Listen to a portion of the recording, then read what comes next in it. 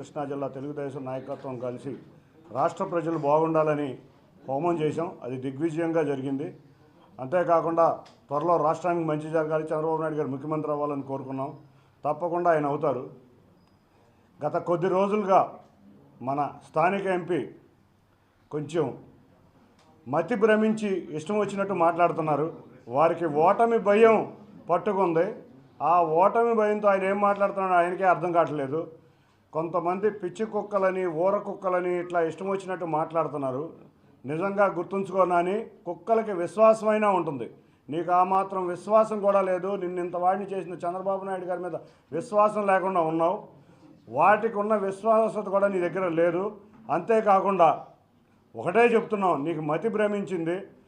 పక్షులు ఒకే రకం పక్షులన్నీ ఒకే గూటికి చేరినట్టు సైకోలన్నీ ఒక సైకో పార్టీ చెంతకు చేరినాయి. కాబట్టి మీరందరూ ఏమి చేసినా రాష్ట్ర ప్రజలు వాళ్ళ చంద్రబాబు నాయుడు గారిని ముఖ్యమంత్రిని చేయాలని ఎంతో ఆతృతతో ఎదురు చూస్తున్నారు. తప్పకుండా రాష్ట్ర ప్రజలు చంద్రబాబు నాయుడు గారిని 175 నియోజకవర్గాల్లో 165 నియోజకవర్గాల్లో పైగా ఉమ్మడి తెలుగుదేశం జనసేన అభ్యర్థులు గెలవబోతున్నారు. అంతేకాకుండా ఆశ్చర్యకరమైన రీతిలో పులివెందుల్లో కూడా జగన్ ఓడిపోబోతున్నారు. మీరు గుర్తుంచుకోండి. ఇవాళ ప్రజలకే కాదు, ఆ పార్టీలో ఉన్న వ్యక్తులకు కూడా అర్థమైపోయింది వైసీపీ ఓడిపోతుందని. అందుకనే ఎవరికారు వేరే దారులు ఎదుర్కొంటుంటే నీకు మతి భ్రమించి నీ పక్షులు నీ రకమైన పక్షులైన అందరూ ఒకే గూటికి చేరారు కాబట్టి నువ్వు ఇష్టం వచ్చినట్టు మాట్లాడుతున్నావు.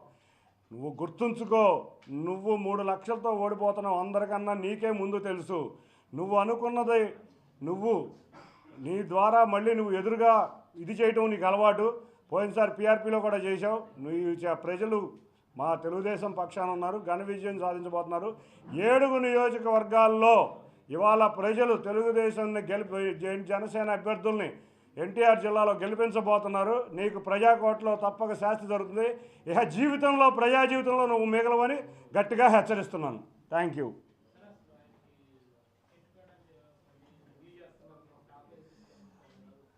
ఇవాళ అతను అవినాష్ అనుచరుడు. మొన్నే చెప్పా, అతను అవినాష్ కింద అనుచరుడు. ఇక్కడ తెలుగుదేశం పార్టీలో ఉన్నప్పుడు అతని ఆదరణ ఏ విధంగా ఉండేదో మీకు తెలుసు. మా నాయకులందరూ ఇతని మీద ఇష్టం